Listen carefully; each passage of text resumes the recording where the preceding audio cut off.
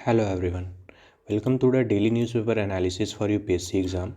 जैसा कि हम डेली न्यूज़पेपर के एनालिसिस करते हैं, जो भी एग्ज़ाम पॉइंट ऑफ व्यू से न्यूज़ होती हैं उनको हम देखते हैं और करंट अफेयर्स को हम तैयार करते हैं। ये वीडियो सभी के लिए इंपॉर्टेंट होता है, वो चाहे कोई यूपीएससी के लिए प्रिपरेशन कर रहा हो, प्री मेंस की, स्टेट पीसीएस की प्रिपरेशन कर रहा हो, एनडीए की प्रिपरेशन कर रहा हो, सीडीएस की प्रिपरेशन कर रहा हो, सीएपीएफ की प्रिपरेशन कर रहा हो, पेपर 1 पेपर 2 दोनों के लिए, या फिर अगर किसी की एसएसबी आई है तो वो अपने जीडी के पॉइंट्स यहाँ से निकाल सकता है, जहाँ मैं इंटरनेशनल अफेयर्स में काफ़ी अच्छे से पढ़ाता हूँ। ठीक है। और एसएससी के भी जो वन लाइनर क्वेश्चंस होते हैं, जो थीम्स वगैरह, कंट्रीज़ वगैरह जो न्यूज़ में होती हैं, वो भी यहाँ से तैयार कर सकता है, देख सकता है। मेरा नाम है लोकेश चौधरी। आज 31 जनवरी, महीने का लास्ट दिन है आज। तो आज की हम खबरों को देखेंगे कि क्या क्या एग्ज़ाम पॉइंट ऑफ व्यू से इम्पोर्टेंट है। तो पहली खबर काफ़ी इम्पोर्टेंट है और मीडिया को एक ऐसा रास्ता दिखाया गया है कि आप channels can stagger content on national importance across programmes. सरकार ने ये कहा है कि मीडिया चैनल्स अपने प्रोग्राम के अंदर या फिर प्रोग्राम्स के बीच में जो नेशनल इम्पोर्टेंस की बात है, नेशनल इम्पोर्टेंस के जो टॉपिक्स है, उन पे क्या कर सकते हैं, रिपोर्ट्स वगैरह दिखा सकते हैं, लोगों को अवेयर कर सकते हैं। बहरहाल अगर इसकी हम बात करें तो इसका सीधा सीधा अगर कनेक्शन देखें तो इसका सीधा कनेक्शन है जनरल अवेयरनेस से, यानी कि लोगों के बीच में, सिटीजन्स के बीच में अवेयरनेस क्रिएट करना, जिससे वो अपने राइट्स को लेके या फिर प्रिंसिपल्स को लेके जागरूक हों। जैसे कि एजुकेशन के मामले में अगर टीवी चैनल्स अपने प्रोग्राम्स में ये बताएं कि राइट टू एजुकेशन है, हमें शिक्षा लेनी चाहिए, अच्छी जगह से शिक्षा लेनी चाहिए, ठीक है, तो ये इस टॉपिक पे भी दिखा सकते हैं। हेल्थ के बारे में दिखा सकते हैं कि हम अपने हेल्थ कैसे सही करें और क्या क्या प्रिकॉशंस लेने चाहिए। अभी जैसे पेंडेमिक था कोविड का, तो जैसे सब दिखा रहे थे, प्रोग्राम्स वगैरह चल रहे थे, ऐड वगैरह चल रही थी, वो चाहे सरकार की तरफ से हो, वो चाहे प्राइवेट की तरफ से हो, यानी कि कई तरह से इन लोगों को अवेयर किया जा रहा था हेल्थ के बारे में। उसके बाद साइंस एंड टेक्नोलॉजी के बारे में भी आप दिखा सकते हैं, यानी कि आप जो भी टेक्नोलॉजी आ रही है आज के डेट में, मॉडर्न टाइम्स में, अभी तो हम काफ़ी अपडेटेड हो गए हैं, तो जो भी टेक्नोलॉजी है उसका हम यूज़ कैसे कर सकते हैं अपनी लाइफ को अच्छे बनाने में, और जो भी प्रोग्राम्स हैं उनसे हम जुड़ सकें। खासकर कि अगर कोई हेल्थ का स्कीम आई है और उसे हमें ऑनलाइन अप्लाई करना है, ठीक है, ऑनलाइन अप्लाई करना है, तो अगर हम टेक्नोलॉजी के बारे में अवेयर हैं और उसका एजुकेशन हमारे साथ है, तो हम आराम से हेल्थ के बारे में अपना जो भी स्कीम है उस पर अपना लॉगिन कर सकते हैं, अपना अप्लाई कर सकते हैं। तो ये कहीं ना कहीं टीवी से और जो न्यूज़ कंटेंट है उसमें दिखाने से क्या होगा कि लोग अवेयर होंगे। तो ये सरकार का काफ़ी अच्छा कदम है और सरकार ने कहा है कि 30 मिनट आप दिखा सकते हैं दिन भर में आप 30 मिनट दिखा सकते हैं, यानी कि 15 आवर्स पर मंथ। तो अभी देखें तो ये काफ़ी कम समय है और इसे सरकार को आगे बढ़ाना चाहिए।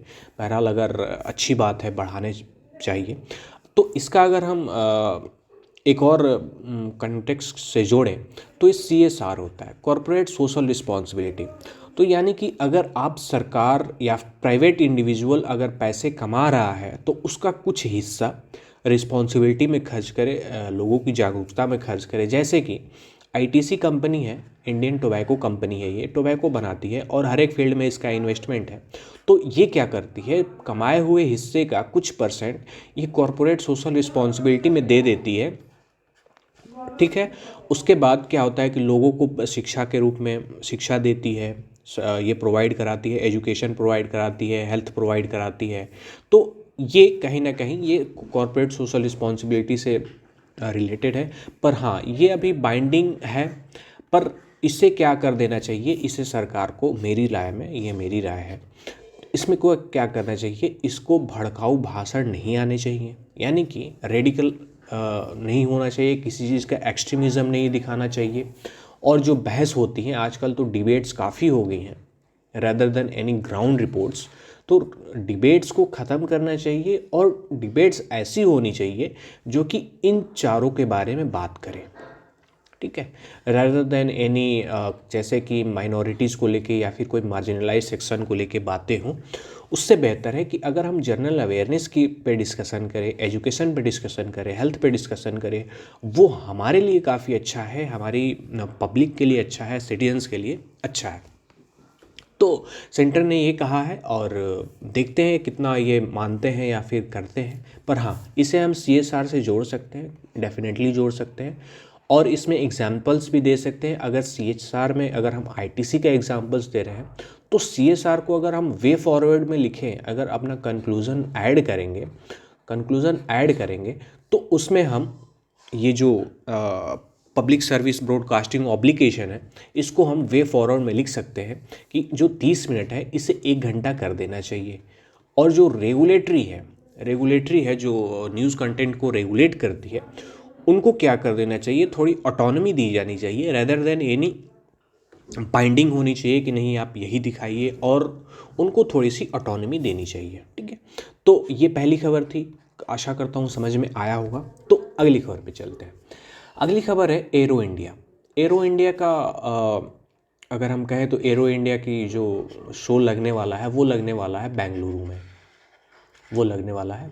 में, और ये लगेगा 13 फरवरी से 17 फरवरी तक। ये एयरफोर्स का स्टेशन है।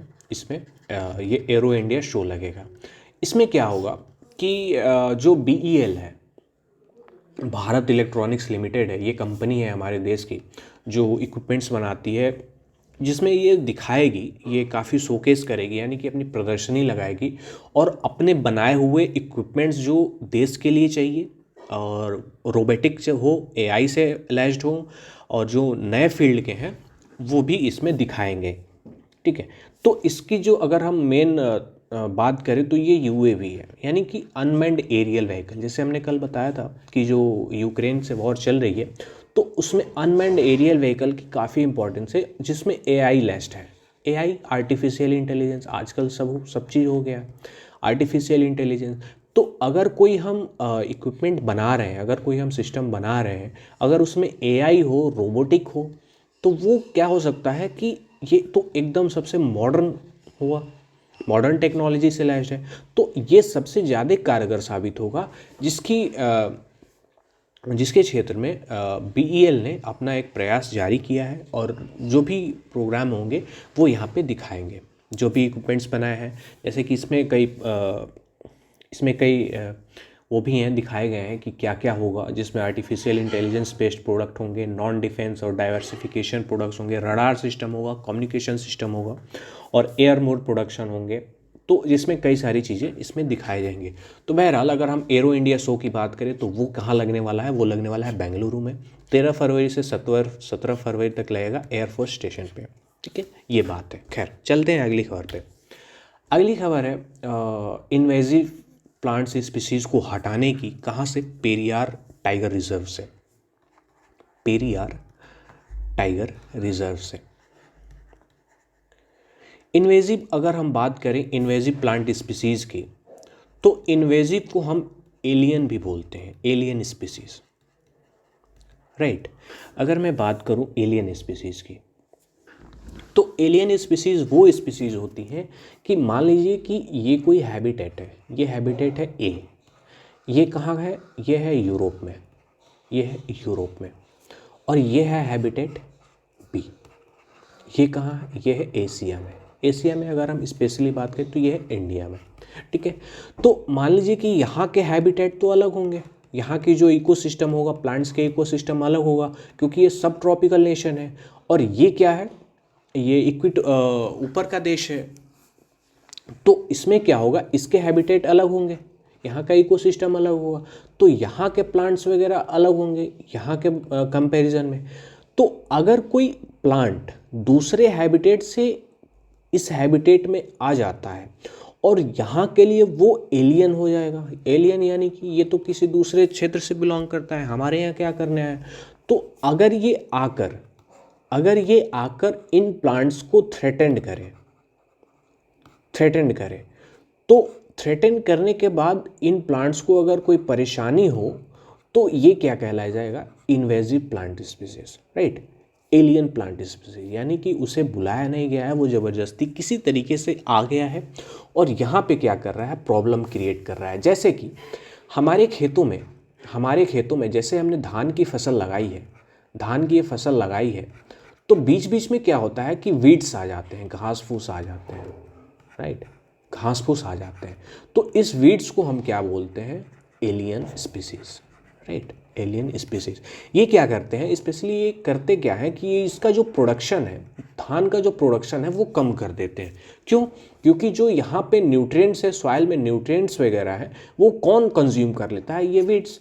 तो जो प्रोडक्शन होता है वो धान का नहीं हो पाता है, ये वीड्स का होता है। तो ये बट जाता है, रिसोर्सेज इनके न्यूट्रिएंट्स बढ़ जाते हैं, जिसकी वजह से हम क्या करते हैं, इसे उखाड़ के फेंक देते हैं। तो फेंक देने से हमारी फसल अच्छी होती है, उसके बाद हमने खाद मिट्टी वगैरह जो भी है पानी डाल देते हैं तो ये अच्छा हो जाता है। तो सरकार ने कहा है, केरला फॉरेस्ट रिसर्च इंस्टीट्यूट ने ये कहा है कि इन प्लांट्स को, जो भी इन्वेजिव प्लांट्स स्पीसीज़ हैं, उनको हमें निकाल फेंकना है और उसे हम तीन स्टेप में निकाल फेंकेंगे।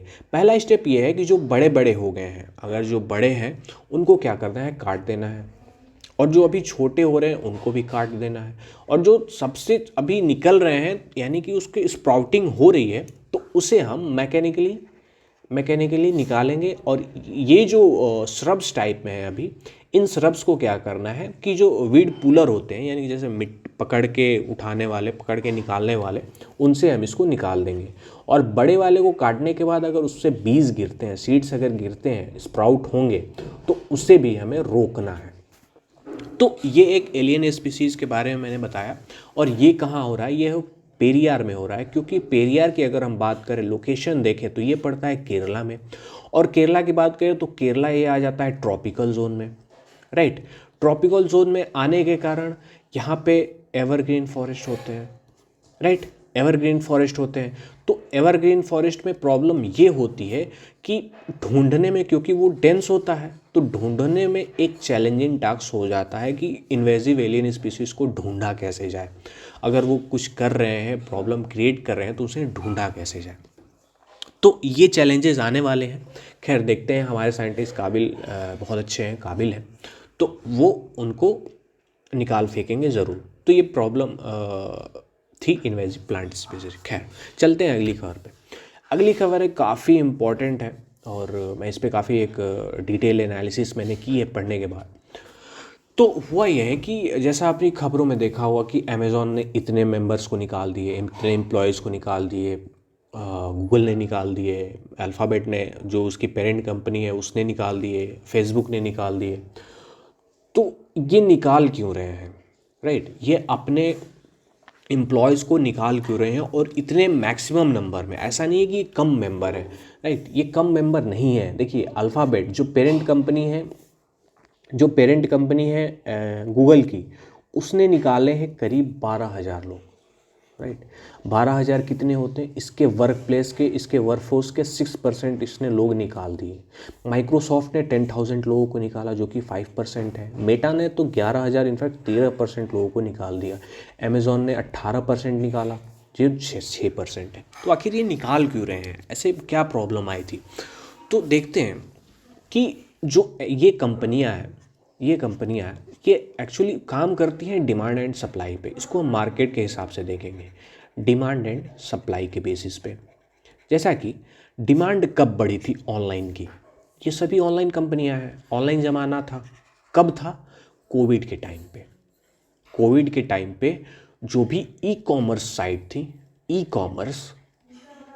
कॉमर्स जो साइट थी वो क्या थी, बूम कर गई थी, राइट, बूम कर गई थी। और जो ऑनलाइन टेक्नोलॉजी है वो भी काफ़ी बूम कर गई थी। तो जब बूम हुई थी तो जाहिर सी बात है कि जब लोगों की ज़रूरत बढ़ी है तो उसको सप्लाई करना होगा। तो इन कंपनियों ने क्या किया, लोगों को हायर किए, जैसा वो करती है कि हाँ मुझे ज़रूरत है, मैंने हायर कर लिया। तो 2 साल पहले इन्होंने बहुत ज़्यादा मात्रा में हायरिंग की, और हायरिंग करने के बाद काम चल रहा था, अच्छे खासे काम चल रहा था। पर जब कोविड ख़त्म हो गया, in fact all of the Covid, आज से तो कोविड है नहीं, फ़िलहाल के तौर पे देखें तो नॉर्मल लाइफ में चलिए तो 2019 से तक जो भी सिचुएशन थी वो अब फिर से लौट आई है। यानी कि लोग अब थोड़े बाजारू हो गए हैं, मार्केट में ऐसे देखते हैं रैदर देन कि ऑनलाइन हो गए हैं, तो ये कम हो गए हैं, जिसकी वजह से क्या हो रहा है कि ये कंपनियां निकाल रही हैं। राइट। मेन रीज़न ये है कि ये कंपनियां इसीलिए निकाल रही हैं ताकि जो हमारा काम था वो हो गया, अब हमें ज़रूरत नहीं है और अब हमें प्रॉफिट को मेंटेन करना है। राइट। प्रॉफिट को मेंटेन करना है। ये जो एमएनसीज होती हैं ये कोई किसी ऐसे काम वेलफेयर अवेयरनेस वेलफेयर स्कीम्स नहीं चलाती हैं, ये बस काम करती हैं अपने प्रॉफिट के लिए। तो जो अपना प्रॉफिट इनको दिख रहा है, अगर मेरा काम 50 लोगों से हो जा रहा है तो मैं 70 लोगों को उसी काम को पैसे क्यों दूं, मैं 20 लोगों को काम से निकाल दूं और ये जो 20 लोगों का जो प्रॉफिट होगा, जो 20 लोगों की सैलरी होगी, वो किस में काउंट हो जाएगी, प्रॉफिट में काउंट हो जाएगी। तो जिस वजह से ये कंपनियां निकाल रही हैं, ये बड़ा रीज़न है। उसके बाद रीज़न ये है कि ये जो कंपनियां हैं, ये जो माइक्रोसॉफ्ट की अगर हम बात करें तो माइक्रोसॉफ्ट अब सारी कंपनियां कहाँ शिफ्ट हो रही हैं, अब शिफ्ट हो रही हैं एआई पे, आर्टिफिशियल इंटेलिजेंस पे। मैंने एक वीडियो में बताया था चैट जीपीटी के बारे में। राइट, चैट जीपीटी के बारे में आज मैंने इस पे 3 घंटे, ऑलमोस्ट 3 घंटे मैंने इस साइट को देखा और देखा कि एआई कहाँ तक चला गया है। राइट। फॉर एग्जांपल मैं आपको एग्जांपल देता हूँ कि इसमें एक डेला है। राइट, डेला ये एक चैट जीपीटी की तरह है। जैसे चैट जीपीटी में हम चैट करते हैं, डेला में हम क्या करते हैं, डेला में हम फ़ोटो क्रिएट करते हैं। तो मैंने इसमें एक फ़ोटो क्रिएट की, फ़ोटो अपलोड की, अपनी खुद की फ़ोटो अपलोड की और उसके मुझे छः अलग अलग तरह के फेस मिल गए जो कि काफ़ी सिमिलर से थे। तो ये है एआई। एक और है, इसका मैं नाम भूल रहा हूँ, जैसे कि चैट जीपीटी है, ये है, उसके बाद डेला 2 पॉइंट है। राइट, डेला 3 है, डेला आई थिंक 3 है। इसमें क्या है कि इसमें अगर हम अपने कोई, जैसे मुझे एक फ़ोटो चाहिए, मुझे फ़ोटो चाहिए कि a boy in front of a gunman, जैसे कि मैंने डाला कि a boy in front of gunman, तो ऐसी ये फ़ोटो क्रिएट करके दे रहा था कि एक लड़का है जो कि गनमैन के सामने खड़ा है। ये इतना एआई आगे तक पहुंच गया है जो कि मैं कभी सोच नहीं सकता हूँ। और तो और अगर मैं कोई वेब डेवलपर भी नहीं हूँ, मैंने टेक्नोलॉजी उतनी नहीं पढ़ी है, कोडिंग वगैरह नहीं आती है, फिर भी चैट जीपीटी की मदद से मैंने क्या किया, आज एक कोड डेवलप किया। आज मैंने एक पाइथन कोड डेवलप किया जिसे मैं यूज़ करके एक प्रोग्राम बनाया जो कि काफ़ी सक्सेसफुल नहीं था, पर हाँ आज मैंने प्रोग्राम बनाया। तो ये है आर्टिफिशियल इंटेलिजेंस, ये है ओपन एआई। अगर हम जो ओपन एआई प्लेटफॉर्म है जो प्रोवाइड करा रही है, ये इस ओपन एआई में माइक्रोसॉफ्ट ने $1 बिलियन इन्वेस्ट किए हैं, $1 बिलियन इन्वेस्ट किए हैं, जिसकी वजह से ये एआई इतना बूम कर रहा है, इतना इसकी मार्केटिंग हो रही है। इनफैक्ट जो अमेज़ॉन कंपनी है, जो सबसे बड़ी ई कॉमर्स कंपनी है वॉलमार्ट के बाद, ये कंपनी भी किधर शिफ्ट हो रही है, एआई की तरफ। ठीक है, तो एआई काफ़ी लोगों की नौकरी ले रहा है और काफ़ी लोगों को बचा भी रहा है, पर जो निकाले गए हैं लोग उनके सामने चैलेंज ये है कि वो H1B वीज़ा पे अभी भी कहाँ है, यूएस में है। राइट, H1 वीज़ा एक तरह का वीज़ा प्रोवाइड कराता है जिसमें यूएस कंपनीज़ को ये राइट दिया जाता है कि आप बाहरी लोगों को हायर करें अपने काम के लिए, जिनके पास टेक्नोलॉजी हो या फिर कोई एक्सपीरियंस हो, उस बिहाफ पे ये वीज़ा दिया जाता है। तो प्रॉब्लम ये हो रही है कि जो इंडियंस निकाले जा रहे हैं उनकी संख्या 30 से 40% है और इनको जॉब से निकाल दिया गया है। तो इनके सामने चैलेंजेस ये हैं कि ये एक नई जॉब ढूंढें और अपने जो H1B वीज़ा है उसको एक्सटेंड कराएं और ख़त्म होने से पहले इसको जॉब ले लें। इनके सामने ये चैलेंजेस है। ठीक है, और अगर हम नुकसान की बात करें, क्या इससे नुकसान होगा किसी को? नहीं। अगर हम ये देखें हायरिंग ट्रेंड, कैसे हायर किया इसे पिछले सालों में, तो अमेज़ॉन ने काफ़ी ज़्यादा हायर किया था 2019 में। राइट, 2019 में, 20 में, 21 में, 22 में उसने कम कर दिया। क्यों? कोविड के इम्पैक्ट से। कोविड अब ख़त्म हो चुका था, लोग ई कॉमर्स अब ज़्यादा यूज़ नहीं कर रहे थे, अब शिफ्ट हो गए थे। जो मेटा है वो अपना कंटिन्यूटी बनाया था, यूनिफॉर्म था, अल्फ़ाबेट भी यूनिफॉर्म था, माइक्रोसॉफ्ट भी यूनिफॉर्म था। तो हायरिंग इन्होंने काफ़ी अच्छी की थी, हायरिंग में बढ़ाई थी, हायरिंग जैसे ही ज़रूरत खत्म हो गई निकाल दिया। तो अगर हम इनके फ़ायदे की बात करें तो इनका जो रेवेन्यू है, इनका जो प्रॉफिट है, इन कंपनीज़ का जो प्रॉफिट है वो कम नहीं होने वाला है, राइट। और इसमें काफ़ी बढ़ोतरी होगी, और इनको अगर नहीं भी निकालते तो इनका प्रॉफिट बनता, पर हाँ उतना नहीं बनता। तो इन कंपनीज़ ने सोचा है कि हम निकाल देते हैं। तो ये थी खबर, और आशा करता हूँ आपको समझ में आया होगा, और जिसमें ये इंडियंस भी परेशान हैं, काफ़ी सारे इंडियंस निकाले जा रहे हैं ये सोच के कि इनकी लाइफ सिक्योर है। तो चैलेंजेस ये है कि उस आईटी प्रोफेशनल में, उस आईटी जॉब को हमें एक नए सिरे से करना है, ठीक है। तो ये थी खबर, ये क्यों निकाल रहे हैं। खैर चलते हैं अगली खबर पे। अगली खबर है कि सेंटर ने प्रोसेस शुरू कर दिया है कि 16 फाइनेंस कमीशन को इस्टेब्लिश किया जाए, राइट। फाइनेंस कमीशन वो कमीशन होता है, अगर मैं थोड़ी सी बात कर लूँ फाइनेंस कमीशन की, तो फाइनेंस कमीशन हर 5 साल पे बनाया जाता है, प्रेसिडेंट के द्वारा बनाया जाता है, जिसमें 4 मेंबर्स होते हैं, फॉर्मर जज होते हैं, फॉर्मर हाई कोर्ट के जज होते हैं, और ये एक क्वासी जुडिशियल होते हैं, जिसका जिक्र आर्टिकल 280 में किया गया है फाइनेंस कमीशन के बाद। और ये रिकमेंडेशन देते हैं, किस चीज़ पे रिकमेंडेशन देते हैं कि जो बंटवारा है, पैसों का जो बंटवारा है, revenue sharing between states and centre, यानी कि अगर कोई कमाई होती है तो उसमें स्टेट्स को कितना देना चाहिए और सेंटर को कितना देना चाहिए, ये फाइनेंस कमीशन का काम होता है। प्रेसिडेंट के द्वारा अपॉइंट किया जाता है, और प्रेसिडेंट इन्हें जब चाहें हटा सकते हैं। एनीवेज, तो ये जो अभी जो ये 15 फाइनेंस कमीशन थे, और अभी 2017 में फाइनेंस कमीशन बना था, और जिसे 2022 में रिपोर्ट उसने देनी थी, पर अब ये 2026 तक एक्सटेंड हो गया है, यानी कि अब ये फाइनेंस कमीशन कहाँ तक काम करेगा, 2026 तक काम करेगा।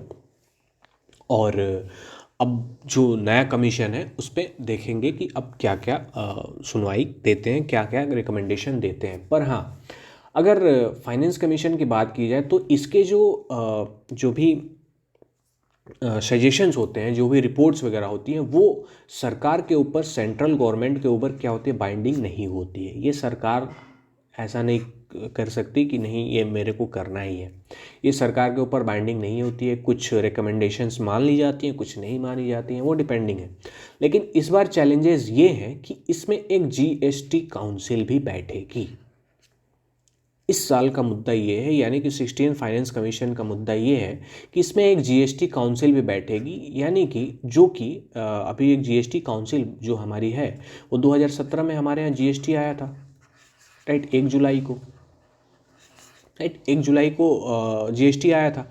तो इस 15 फाइनेंस कमीशन में तो नहीं था, पर हाँ 16 फाइनेंस कमीशन में ये एक प्रॉब्लम क्रिएट होगी कि फाइनेंस कमीशन अपनी सुनाए कि जीएसटी अपनी सुनाए, यानी कि दो लोग हो जाएंगे एक ही म्यान में, ताकि वो बताएंगे कि कैसे डिस्ट्रीब्यूशन होना चाहिए। इनफैक्ट जो जीएसटी काउंसिल है ये भी डिस्ट्रीब्यूट करती है जो टैक्सेस वगैरह हैं, क्योंकि सब सेंट्रलाइज हो गया, तो ये भी क्या करती है, सजेशन देती है, रिकमेंडेशन देती है कि जो सरकार है उसको स्टेट्स को कितना देना चाहिए और सेंटर को कितना देना चाहिए। तो ये एक प्रॉब्लम आने वाली है। खैर यही एक चैलेंज है, और इसके बाद हम देखेंगे कि क्या होता है, कैसे डिस्ट्रीब्यूशन होता है। खैर चलते हैं अगली खबर पे। अगली खबर है जनरल असेंबली के ये जो चीफ हैं, यूनाइटेड नेशन जनरल असेंबली के जो चीफ है कसाबा कुरोसी, ये इंडिया आए हुए हैं, जो कि चाइना जा रहे थे। तो इंडिया में इन्होंने एक स्टॉपेज लिया, और इंडिया के जो नेता वगैरह हैं इन्होंने मिला, प्रधानमंत्री मोदी से भी मिले, एक्सटर्नल अफेयर्स जयशंकर साहब से भी मिले ये। तो इनका कहना ये है कि जो यूएन रिफॉर्म्स हैं, यूएन में रिफॉर्म्स लाने अब चाहिए, क्योंकि यूनाइटेड नेशन 1945 में बना था। तो जो वीटो वाली पावर है, खास करके वीटो वाली जो पावर है, वो सिर्फ 5 देशों के हाथ में है, ठीक है, जो परमानेंट मेंबर है, P5 कंट्रीज़ हैं, उनके हाथों में है। और वो इसका इस्तेमाल किस में कर देती हैं, किसी कंट्री को दबाने में, जैसे कि एग्जाम्पल के तौर पे हमारा जब NSG का नेशनल सप्लायर ग्रुप का क्या हो रहा था कि न्यूक्लियर सप्लायर ग्रुप का एक वोटिंग हो रही थी कि इंडिया को न्यूक्लियर सप्लायर ग्रुप में रखा जाना चाहिए कि नहीं रखा जाना चाहिए। तो जैसे 4 कंट्रीज हैं तो पांचवी 4 कंट्रीज तो वोट कर दिया कि हाँ इंडिया को रखना चाहिए, पर हाँ चाइना ने यहाँ पे वीटो का इस्तेमाल करके इंडिया को बाहर कर दिया। ठीक है, तो इनका कहना यह है या फिर सबका कहना यह है कि जो लॉज हैं वो बहुत पुराने हैं और उसे अब चेंज कर देना चाहिए, राइट, क्योंकि इसका एक गलत इस्तेमाल भी हो रहा है किसी कंट्रीज़ को दबाने के लिए। ठीक है, तो उसमें चेंजेस लाने चाहिए। तो खैर देखने वाली बात है क्या चेंजेस आते हैं, बहरहाल इन्होंने कह दिया था। और अगर हम बात करें अपनी यूनाइटेड नेशंस की में, तो हमारी जो पोजीशन है वो काफ़ी अच्छी हुई है। और अगर हम बता दें तो UNSC United nation security council की इस साल हमें क्या मिली हुई है, प्रेसिडेंसी मिली हुई है। ठीक है, अगर हम प्रेसिडेंसी की ही बात कर रहे हैं तो इस साल हमें G20 की भी प्रेसिडेंसी मिली हुई है, जिसकी मीटिंग अलग अलग शहरों में हो रही है। जो अगली मीटिंग है वो लखनऊ में होने वाली है। लखनऊ में 12 फरवरी से 14 फरवरी तक मीटिंग होगी। ठीक है, तो यूनाइटेड नेशन सिक्योरिटी काउंसिल की भी मीटिंग है। तो जनरल असेंबली में ये कहा गया कि जनरल असेंबली के जो रूल्स हैं उस पर थोड़े चेंजेस किए जाए, पर अब देखते हैं कि क्या चेंजेस वगैरह होते हैं। और इंडिया तो काफ़ी ऐसे मेहनत कर रहा है और अपनी पोजीशन भी पिछले कई दशकों में काफ़ी अच्छी की है। खैर चलते हैं अगली खबर पे। अगली खबर है जैसा कि राष्ट्रपति भवन का नाम चेंज हुआ मुगल गार्डन का, अमृत उद्यान रख दिया गया, आपको याद होगा मैंने बताया था। तो अब DU का जो मुगल गार्डन है, दिल्ली यूनिवर्सिटी का मॉडल गार्डन है, उसे भी चेंज कर दिया गया। उसका नाम रख दिया गया है गौतम बुद्धा सेनेटरी। ठीक है, ये याद रखने वाली चीज़ इसलिए है ताकि सबने याद किया हुआ है राष्ट्रपति भवन का, पर क्वेश्चन आ जाएगा DU से कि उसका नाम क्या रखा गया है। ठीक है, तो ये एक नाम रखा गया है। खैर आज के लिए इतना ही। Thanks for watching. अगर आपको अच्छा लगा है तो लाइक करिए, शेयर करिए, चैनल पर नए हैं तो सब्सक्राइब करिए अगर आपको अच्छा लगा है तो। थैंक्स फॉर वॉचिंग और मिलते हैं कल, तब तक के लिए बाय बाय, टेक केयर।